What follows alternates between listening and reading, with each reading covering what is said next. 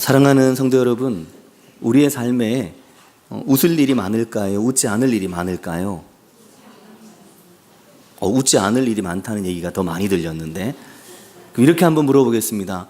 요즘 웃을 일이 많으십니까? 웃지 않을 일이 많으십니까?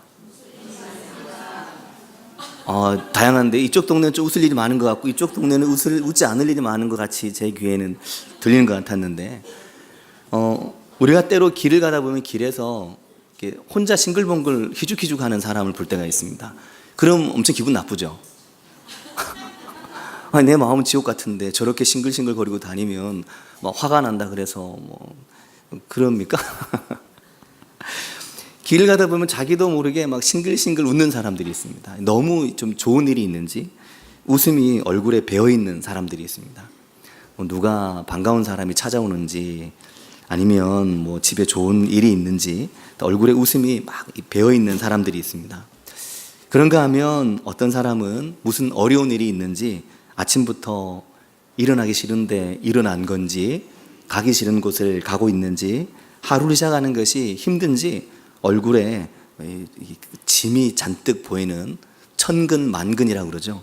천근만근 온 얼굴에 웃음기가 없어 보이는 얼굴을 볼 때도 있습니다. 아침에 새벽까지 일어나서 아직 마무리를 못한 집안일을 팽개치고 출근을 해야 되는 우리 여성들이나 남성들의 마음이 때로 그렇게 하루를 시작할 때 마음이 기쁘고 발걸음이 가볍고 그러기보다 어떤 때는 힘들고 어려울 때가 있습니다. 새벽 예배가 끝나고 한 번씩 8시쯤 집을 가다 보면 7시 한 50분이나 8시 한 10분 사이에 집에 가다 보면 길거리에 아이들이 학생들이 차를 기다리는 통학버스를 기다리는 모습을 볼 때가 있습니다. 얼굴 표정이 어떨까요? 막 싱글벙글 오늘 학교 가서 뭘 배울까? 오늘 선생님 어떤 걸 가르쳐 주실까? 오늘 친구들과 또 오늘 급식은 뭘까? 이런 기대감으로 막 가득한 얼굴이냐 하면 그렇지 않고 세상 모든 짐을 짊어진 모습으로 온 얼굴에 얼굴 표정 하나 없이 무표정한 모습으로 길가에 앉아서 차를 기다리면서 스마트폰만 넘기고 있는 애들을 볼 때가 있습니다. 그런 아이들에게 야 학교 가는 거 신나지? 그렇게 물어보면 승환이 뭐라고 얘기할래? 아니요. 재미없죠? 라고 얘기를 아마 할 수 있겠죠. 하루 종일 우리가 굉장히 많은 스트레스를 받고 또 염려나 걱정이나 해결이 되지 않는 일들로 인해서 마음을 쓰면서 또 마음을 쓰다가 좀 더 쓰면 어떻게 되죠? 마음을 끓이면서 그러면서 삽니다. 그러나 사랑하는 성도 여러분, 많이 웃으시기를 바랍니다. 웃으시라는 얘기를 많이 못한 것 같은데 많이 웃으시길 바랍니다.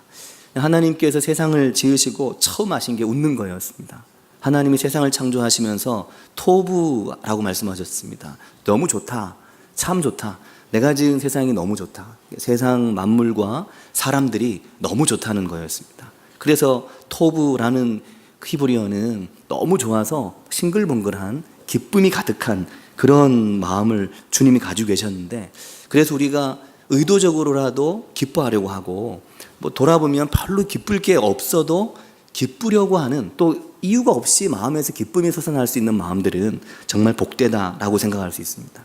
그래서 그런 말도 있죠. 소문만복내. 무슨 말입니까? 소문만복내.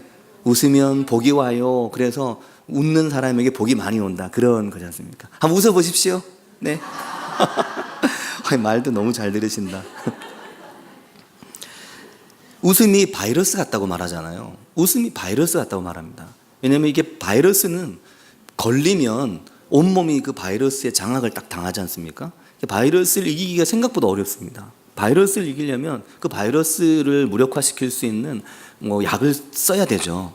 근데 웃음이 바이러스 같다고 말하는 건, 웃는 사람 자꾸 웃으면, 그 웃음을 가지려고 하면 그 웃음이 우리 삶의 여러 부분에 웃음이 영향력을 미친다는 겁니다. 그래서 저는 개인적으로 잘 웃기는 분들이 굉장히 부럽습니다. 잘 웃는 분도 부러운데, 그렇죠. 웃는 분이 더 부러워야 되는데 웃기는 분이 되게 부럽더라고요. 보면 그분이 그냥 이렇게 앞에 딱 나와 서면 그냥 웃어요. 중간에서 킥킥킥 아무것도 안 했는데 그냥 서 있는데, 저는 웃겨보려고 열심히 얘기하는데도 안 웃고 저기 언제 웃어야 되는지 이걸 고민하는데 어떤 분은 딱 나와서 서면 벌써 막 웃으려고 준비를 하고 오늘 또 뭘로 웃길까? 벌써 막 키키키가 벌써 이게 웃음보가 준비됐어요. 막 굉장히 부럽더라고요. 웃음이 내적 조깅이라고 서양 속담에 그런 말이 있거든요. 웃는 것만으로 이미 속에서는 조깅을 하는 것과 똑같은 거다라는 겁니다.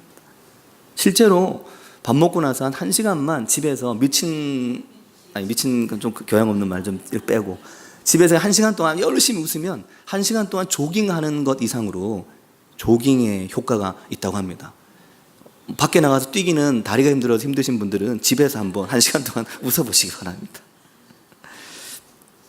웃음은 실제로 특히 암 환자들에게 암을 치료할 때 웃음 요법을 쓸 만큼 웃음은 굉장히 영향력이 있고, 특히 웃는 얼굴은 웃으면서 사람에게 다가가면 마음의 장벽도 허물고 편견도 좀 줄어들고, 그래서 인간관계에 웃음보다 좋은 약이 없다고 합니다.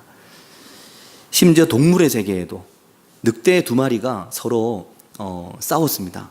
왜 싸웠는지 모르겠어요. 무슨 먹잇감을 두고 싸웠는지 아니면 연인을 위해 늑대 2마리가 붙었는지 모르겠는데, 둘이 싸우고 있으니까 늑대들의 세계가 완전히 이제 엉망이 됐죠. 그때 이 늑대들의 우두머리가 이 싸우고 있는 2마리 늑대를 이제 제압을 했습니다. 어떻게 제압을 했을까요? 힘센 늑대를 확 깨물었을까요? 놀랍게도 이런 누가 연구를 했나 보죠. 2마리 늑대가 싸울 때 이 늑대들의 싸움을 중지하게 한 힘은, 힘이 센 늑대를 이 늑대의 우두머리가 웃겼습니다. 장난을 거는다는 거죠. 늑대들이 그렇게 한대요. 늑대들이 그렇게 하는 실제로 못 봐서 모르겠는데, 하여튼 2마리가 막 싸우면 우두머리 늑대는 힘이 강한 늑대에게 장난을 건다는 겁니다. 유머러스하게 이 상황을 넘어간다는 거죠. 이게 어떻게 보면 문제보다 그 문제 밖에 있는 웃음을 통해 문제를 풀어나가는, 늑대도 이런 지혜를 가지고 있는데 우리가 살면서 웃고 사는 게 중요하다라는 겁니다. 웃으며 삽시다. 한번 해볼까요? 웃으며 삽시다. 네. 자, 그런데 웃으며 살려면 필요한 게 있습니다. 웃으며 살기 위해서는 좋은 믿음이 필요합니다. 또 믿음 얘기하네. 이제 좋은 믿음이 필요합니다. 왜냐하면 왜 이게 웃으며 살려면 좋은 믿음이 필요하냐면, 좋은 믿음을 갖고 있으면 이 좋은 믿음은 우리의 삶에 대해서 희망과 소망을 보게 하거든요. 왜냐하면 왜 웃기 어려운가 하면 너무 힘들고 너무 어렵고, 이거 어떡하지? 어떻게 해결하지? 이게 우리를 웃지 못하게 하거든요. 근데 좋은 믿음을 가지면 어떡하지? 하는데도 하나님 어떻게 하시겠지? 하나님이 하실 거야. 이 마음이 생기는 겁니다. 그래서 좋은 믿음이 있으면 웃으며 살 수 있는 겁니다. 옆에 한번 얼굴 한번 보세요. 여기 지금 옆에 웃는 상은 믿음이 좋은 거고, 자, 아직 보지 마세요. 제가 보러 한번 보십시오. 지금 빨리 만드세요. 웃는 얼굴로. 웃는 얼굴은 믿음이 좋은 거고, 얼굴에 내천자, 안 웃고 있는 얼굴 상은 믿음이, 아시죠? 옆 사람 얼굴 한번 보세요. 어떤 얼굴인가? 네. 네, 잘하셨습니다. 이제 저 보세요. 네. 제가 보니까 모두 믿음이 좋으시네요. 특별히 강영식 집사님께서 믿음이 제일 좋으신 것 같습니다. 강영식 집사님께서 안 웃으시려고 막 하는데 이게 막 올라갔다 내려갔다 하시면서 웃고 계시거든요. 얼굴에 웃음이 이렇게 오랜 세월에도 불구하고 묻어있는 것은 참 은혜다라는 생각을 많이 합니다. 이번 주간에 히브리서 말씀을 묵상하는 동안 4장 2절의 말씀이 제게는 굉장히 큰 은혜가 되고 말씀을 새롭게 보는 시야를 얻게 됐습니다. 4장 2절 말씀 같이 한번 읽어볼까요?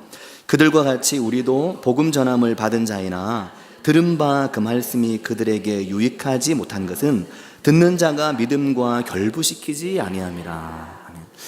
여기에서 믿음과 결부시키지라는 말이 너무나 새롭고 성경에 이런 말이 있었나 하면서 보게 됐습니다. 믿음과 결부시킨다. 뭔 말이냐면 그 앞에 나와 있지만 들은 바 하나님의 복음, 그 복된 말씀을, 그 생명의 말씀을, 그 말씀을, 복음은 내게 복음이 돼야 됩니다. 객관적으로 복음이 있지만 하나님의 말씀이 내게 복음이고 내게 생명인 하나님이 내게 하시는 말씀이 있습니다. 그 말씀들이 내 삶의 믿음과 결부가 되냐 안 되느냐에 따라 우리가 유익할 수도 있고 안 유익할 수도 있다는 거죠. 근데 이 히브리서 4장 2절은 어떻게 보면은 하나님의 말씀이 유익이 안 돼서 그 말씀이 내게 믿음과 결부되지 못한 경우도 있지만, 반대로 말하면 사실 더 많은 사람들이 그 말씀을 믿음과 결부지어 살아가는 겁니다. 이런 은혜가 함께 하시길 바랍니다. 그래서 삶에 어둡고 힘든 일이 있어도, 문제가 생겨도, 해결하기 곤란한 일들이 생겨도 그것을 하나님이 내게 하셨던 말씀을 통해 내 삶을 이겨낼 수 있는 믿음과 결부짓고 살아가는 은혜가 있으시길 바랍니다. 이 말씀을 꼭 해드리고 싶었습니다. 왜냐하면 성도님들 가운데 정말 어려운 문제와 함께 싸우고 있는 분들이 있으시거든요. 많이 있으십니다. 이렇게 얘기하면 아마 어떤 분은 목사님 나도 그래요, 얘기 안 하고 있지만 이라고 말하는 분도 계실 겁니다. 이게 정말 힘든 문제들이 있는데 어떡하나, 이게 해결이 잘 안 되는 거죠. 오랜 시간 기도해도 하나님이 잘 응답 안 해주시는 것 같고, 다른 사람 기도는 다 들어주시는데 내 기도만 보류시켜 놓은 것 같고, 그런 마음이 들 수 있거든요. 근데 그럴 때 이 말씀을 통해 힘과 용기를 가지시라 하는 겁니다. 그럼에도 불구하고 하나님 주신 말씀을 통해 내가 이 말씀으로 내 믿음과 연결을 지어서 믿음의 눈으로 세상을 보고 힘을 내고 용기를 내서 웃으면서 살아가시라 하는 말씀입니다. 웃으면서 하시기 바랍니다. 그럼 이제 이렇게 말하죠. 그게 아이고 내 뜻대로 되나요? 아이고 나도 그러고 싶죠. 나도 그렇게 믿음의 눈으로 좀 보고 하고 싶은데 어려워요 라고 말씀하실 겁니다. 맞습니다. 어렵습니다. 어렵죠. 어렵지만 그걸 하려고 하고 그 믿음의 눈으로 하나님의 말씀을 바라보면 자꾸만 그 믿음이 내게 생기고 믿음의 문이 열립니다. 믿음이 조금씩 자꾸 생기는 거죠. 어렵지만 가는 겁니다. 문제는 어려워서 중단되는 게 아니라 어렵지만 가고 있다는 겁니다. 어려워서 포기해버려, 그냥 다 그만둬, 이게 아니라 어렵지만 가는 겁니다. 목사님 너무 어려워요. 그게 어렵죠. 어렵지만 가고 계시잖아요. 그거면 된다는 겁니다. 사실은 그렇게 열심을 내고 노력을 하고 힘을 내고 다시 한번 해보려고 마음 먹고 그렇게 했던 대표적인 인물이 아브라함입니다. 아브라함.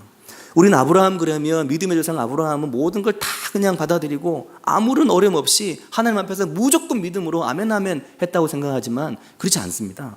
아브라함 보면 시험 들 때가 얼마나 많았습니까?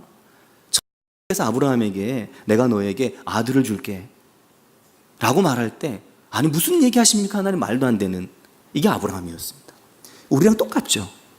지금 이렇게 어려운 문제를 어떻게 풀어요? 똑같습니다. 하지만 아브라함이 그랬죠. 오늘 여러분도 그렇게 하고 계십니다. 아브라함도 그랬지만 어떻게 해요? 어떻게 아기가 생겨요? 어떻게 애를 가지겠어요? 하지만 하나님이 내가 너의 자손이 하늘의 별처럼 바다의 모래처럼 많아지게 할 거야 하는 그 이야기는 믿었습니다. 하나님이 어떻게 하실지 모르지만 하나님이 하실 거라는 건 믿고, 하나님이 어떻게 하실지는 난 이해할 수 없지만 하나님은 하나님이시라는 걸 믿는 겁니다. 그걸 믿는 은혜가 있으시기를 바랍니다. 그래 참 재밌더라고요. 이 이삭이라고 하는 이름이, 이삭이라고 하는 말임이 이게 히브리어의 이츠하크라고 하는 말입니다. 이삭. 근데 이 말의 이 원래적인 의미는 양극단의 의미를 가지고 있습니다. 부정적으로 쓰면 비웃음이나 조롱이라는 의미를 가지고 있습니다. 비웃음, 조롱 아시죠? 이것도 웃고 있죠. 비웃음입니다. 이것도 그 히브리어의 이삭이라는 이름과 똑같습니다. 이차크라는 이름과 똑같다는 거죠. 또 반대로 웃음, 기쁨, 미소, 이것도 똑같은 말을 씁니다. 근데 전혀 반대로 이 말이 쓰일 수가 있다는 거죠. 조롱이 될 수도 있고 비웃음이 될 수도 있지만 정말 하나님 앞에서 기쁨의 웃음이 될 수도 있다라는 겁니다. 하나님께서 아브라함 찾아오셨을 때, 사라 찾아오셨을 때 창세기 17장과 18장에 보면 우리가 어떻게 아기를 가져요. 그래서 하나님의 말씀을 들었을 때 사라도 창세기 18장 12절에 보면 속으로 웃었습니다. 속으로 어떻게 웃었을까요? 정말요? 그래 웃었을까요? 어떻게 말도 안 되는 얘기를 하나님 왜 저러시지? 했겠죠. 내가 노쇠했고 내 주인도 늙었는데 우리가 무슨 즐거움이 있어요 라고 하나님께 얘기를 했습니다. 피식 웃은 거죠. 크크크, 말도 안 된다 하나님, 그러는 겁니다. 그런데도 이 두 사람이, 아브라함이 하나님이 하나님 되심을 믿는 겁니다. 하나님이 어떻게든 뭔가를 하신다는 것을, 그걸 믿는 겁니다. 사랑하는 성도 여러분, 내 삶의 문제만 바라보면, 내 삶의 일들만 바라보면 웃을 일이 진짜 없습니다. 또 웃을 수 없는 일이 너무 많죠. 하지만 그 일 넘어 계신 하나님을 보는 믿음의 눈을 가지시길 바라고, 그 믿음의 눈이 말씀을 통해서 딱 결부돼서 이게 연결된 은혜가 있으시기를 바랍니다.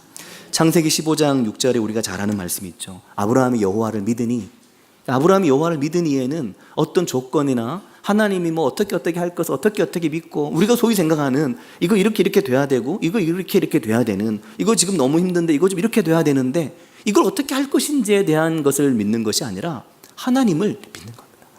하나님은 누구의 하나님입니까? 하나님은 목사님의 하나님이죠. 하나님은 장로님의 하나님이죠. 하나님은 믿음 좋은 권사님의 하나님이죠. 하나님은 내 하나님은 아니신 것 같죠?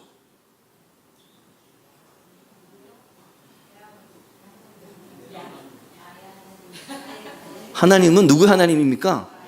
나의 하나님입니까? 그래서 웃고 살아야 된다는 겁니다. 그래서 웃어야 된다는 거죠. 억지로 웃기보다 이게 참 신기하게도 하나님의 말씀이, 나를 향한 하나님의 말씀이 우리 믿음을 툭 치면 이 믿음이 기쁨과 웃음에 감사의 믿음으로 튕겨져 나가서 우리의 삶을 향해 나아간다라는 겁니다.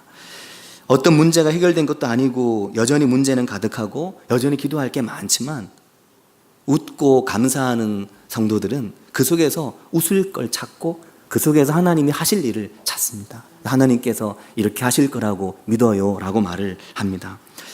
아브라함이 하나님 앞에 그랬습니다. 창세기 17장 18절에 보면 하나님, 보니까 아기 갖는 건 불가능한 것 같아요. 지금 제가 볼 때 말이 안 돼요. 지금 이 상황에서 도저히 안 된 일이니까 하나님 그냥 이스마엘이나 하나님 앞에서 살게 해주세요.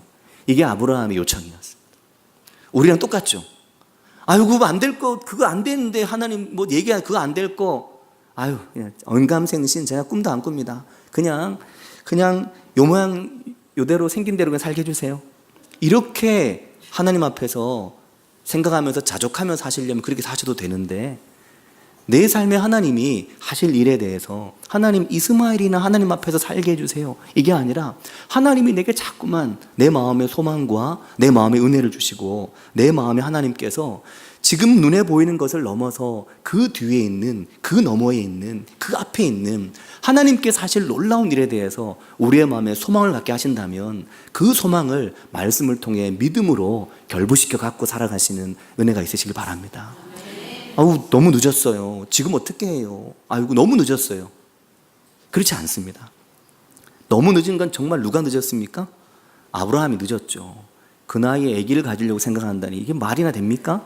사라가 늦었죠. 나이가 90인데 우리 90 넘으신 김정희 권사님 계시네.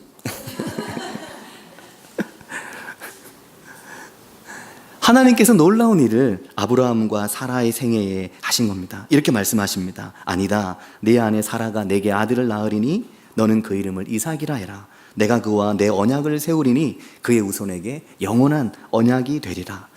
사랑하는 성도 여러분, 이러한 아브라함의 믿음에 대해서 로마서 4장은 이렇게 말합니다. 로마서 4장 18절과 21절은 굉장히 중요한 말씀입니다.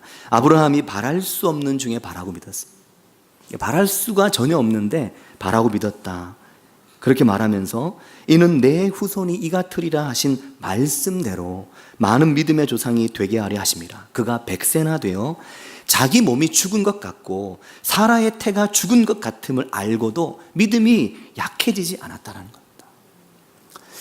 처음 하나님이 말씀하셨을 때는 하나님 어떻게 그래요? 라고 말했는지 모르지만 시간이 지나면서 아브라함이 하나님이 그의 삶에 하실 이 놀라운 일에 대해서 그의 몸이 죽은 것 같이 말랐고 그의 아내의 태가 죽은 것 같음을 알고도 믿음이 약해지지 않았다는 겁니다. 이런 믿음이 없이 세상을 살아갈 수 있을까요? 이런 믿음으로 세상을 살아가시길 바랍니다. 사랑하는 성도 여러분, 성도님들이 속해 계시고 성도님들이 사랑하시는 삶의 자리에서 이렇게 죽은 것 같고 도저히 안 될 것만 같은, 할 수 없을 것만 같은 삶의 자리 속에서 할 수 있다고 생각하시고 살아가시길 바랍니다. 하나님이 하실 거라고 믿고 살아가시기를 바랍니다. 그것이 믿음입니다. 믿음은 그냥 되는 것만 된다고 생각하는 것이 아니라 안 될 것을 되게 하신다고 말씀하시는 그 하나님을 붙들고 나아가는 은혜가 있으시길 바랍니다.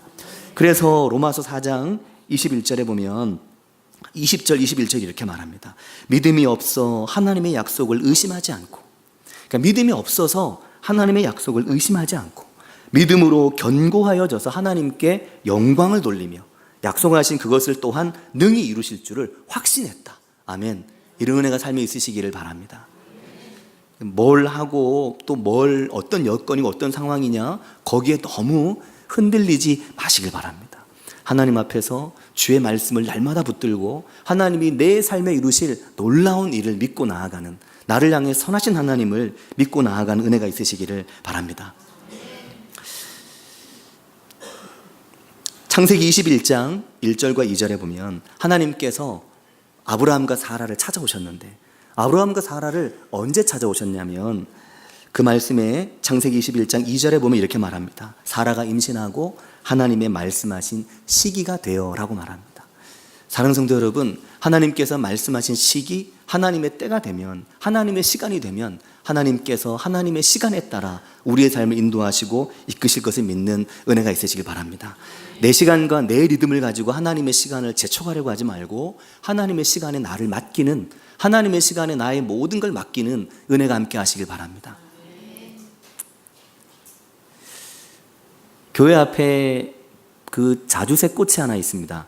교회 앞에 식당에서 나가면 자주색 꽃이 있는데 그 꽃 이름 혹시 아십니까? 모르시죠? 제가 아는데 가르쳐 드리겠습니다. 교회 앞에 꽃이 하나 있는데 그 꽃이 달개비라는 꽃입니다. 자주달개비라고도 하고, 김근자 권사님께서도 모르시더라고요. 그래서 한번 알아보시겠다고 하셨는데 아직까지 안 가르쳐 주셨습니다. 근데 제가 알아낸 건 아니고 방소연 집사님이 네이버 검색을 통해서 사진 딱 찍어서 알아냈는데 달개비, 자주달개비라고 한다고 하더라고요. 근데 이 꽃이 굉장히 신기합니다. 왜냐하면 한 오후 4시쯤 되면 꽃이 사라집니다. 그래서 얼마 전엔 꽃이 너무 이뻐서 이걸 좀 사진을 좀 찍어야 되겠다 마음 먹고 나갔는데, 그래서 저는 오후에 좀 해가 잠깐 이제 넘어갈 때쯤 4, 5시 사진이 가장 잘 나올 시간에 찍어야지 하고 갔는데 꽃이 없어요. 꽃이 어디 갔지? 다 진 줄 알았습니다. 꽃이 폈을 때 찍어야 되는데 내년에는 꼭 찍어야지 했는데 그 다음날 새벽에 보니까 꽃이 싹 나와 있는 겁니다. 이 달개비가 새벽이 되면 나오고 오후 4시쯤 넘어가면 꽃이 사라집니다. 이 꽃이 일정하게 탁탁탁 시간을 맞춰 나오는 거죠. 여호수아 6장 3절에 보면 여호와 하나님을 힘써 알아라 그러면서 하나님 어떤 분이라고 말하냐면 하나님은 일정하신 분이시고 하나님은 새벽빛같이 어김이 없으신 분이라고 말합니다. 나를 향한 하나님이 어김없이 나를 향한 하나님의 선하신 계획을 이끌어내시고 만들어 가실 것을 믿으십니까? 네. 그러시다면 하나님의 말씀을 더 사모하시길 바랍니다. 하나님의 말씀을 더 사랑하여서 그 말씀이 내 삶에 믿음을 만들어내도록, 내 삶의 믿음과 결부되도록 그런 은혜가 삶에 함께 하시기를 바랍니다. 아브라함은 그가 처음 창세기 12장에 갈대 우르에서 나와서 하나님이 불러내셨을 때 하나님이 그의 마음에 주신 너는 너의 고향과 친척과 아비와 너의 집을 떠나서 내가 내게 보여줄 땅으로 가라. 그러면 내가 거기서 너를 큰 민족을 이루고 내가 내게 복을 주어 너의 이름을 창대하게 할 거다 라고 말씀하신 그를 향한 하나님의 선하심을 믿었습니다. 이런 말씀 하나 없는 분이 있습니까? 나를 향한 하나님의 이 선하신 계획 없는 분이 있습니까? 하나님 나를 사랑한다는 믿음이 없는 분이 있습니까? 하나님이 나를 얼마나 사랑하시는지 그것을 말씀을 통해서 더 분명하게 깨닫고 발견하는 은혜가 있으시기를 바랍니다. 세계적인 베스트셀러 작가이면서 지금은 전 세계를 다니면서 강연하는 복음 전도자인 닉 부이치치를 아실 겁니다. 닉 부이치치는 목회자 가정에서 태어났습니다. 그의 아버지가 목사였습니다. 팔 다리가 없는, 사지가 없는 장애로 세상에 태어났습니다. 태어났는데 보니까 팔 전혀 없고 다리 전혀 없고 단지 왼쪽 다리 쪽에 손바닥만한 조그만한 것이 하나 붙어 있었습니다. 그리고 거기에 발가락 2개만 붙어 있었습니다. 닉은 8살이 넘으면서 자존감이 좀 더 생기면서 3번이나 자살을 시도했다고 합니다. 그의 영상을 보면 이런 말을 합니다. 희망이 없었다. 살아갈 이유가 없었다. 나는 늘 혼자였고 삶은 의미가 없었다. 학교에 갈 이유도 없었다. 너무도 암담하고 쓸쓸했다. 하나님에 대한 분노와 사람들에 대한 씁쓸함이 있었다. 아무도 날 이해해 주지 않았기 때문이다. 나는 두려웠고 나는 나약해졌고 절망에 빠졌다. 이게 그가 8살 느꼈던 감정이었습니다. 그런데 그런 그가 지금은 사지가 없는 사람들의 모임을 만들어서 그 모임을 통해 사지가 없이 살아가는 사람들의 삶이 얼마나 이렇게 아름답게 살아가는지, 이걸 통해 용기를 잃어버리고 희망을 잃어버린 사람들에게 용기를 주는 일을 하는 겁니다. 또 니게 크리스찬입니다. 성경을 들고 힐링 캠프나 많은 전도 집회에, 간증 집회에 다니고 있습니다. 근데 그는 그 몸으로 대학에서 회계학과 경영학을 전공하고 스케이트보드를 타는 사진이 있는데 그 스케이트보드 위에 온몸을 올려놓고 스케이트보드를 타는 거죠. 그뿐 아닙니다. 바다에서 서핑을 합니다. 서핑 해보셨나요? 여기 대다수는 아마 안 해보셨을 겁니다. 저는 서핑을 안 해봤습니다. 저도 안 해봤는데 이 서핑이 올라서 이 사지가 있어도 균형을 잡기 어려운데 거기에 올라서서 균형을 잡으며 바람을 맞으며 서핑을 타는 겁니다. 골프 치십니까?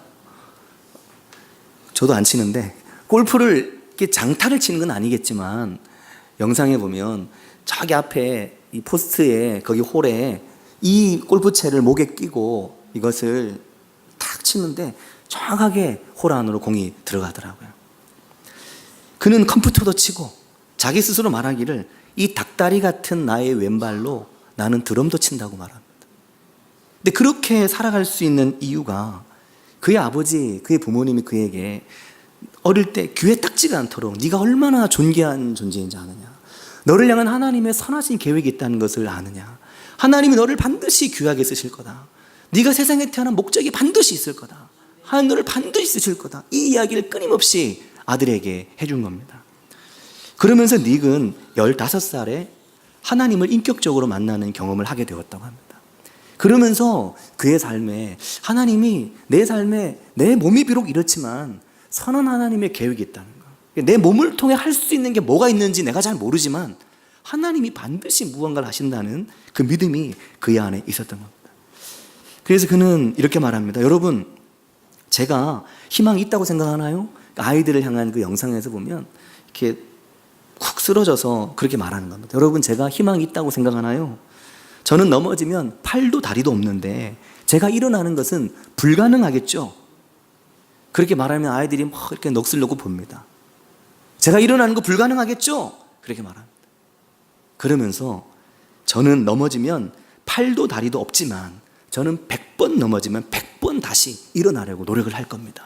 그러면서 옆으로 이렇게 기어가서 머리로 옆에 있는 물건에 머리를 대고 그리고 발을 딛고 벌떡 일어나는 거죠. 그러면서 말합니다. 만약에 100번 모두 실패하고 제가 다시 일어나려는 것을 포기하게 된다면 저는 다시는 일어나지 못하겠죠. 그러나 다시 시도하면 아직 끝난 게 아니에요. 어떻게 끝내느냐가 중요하죠 라고 말합니다. 사랑하는 성도 여러분, 벌써 세상 다 끝낸 게 우리가 아닙니다.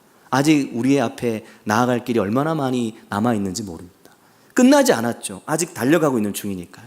어떻게 끝내느냐가 중요하기 때문에 어떻게 끝내느냐는 하나님 안에 달려있다는 것을 우리가 다 알고 있습니다. 하나님께서 우리의 삶에 들은 말씀이 믿음이 되게 하는 은혜가 있으시길 바랍니다.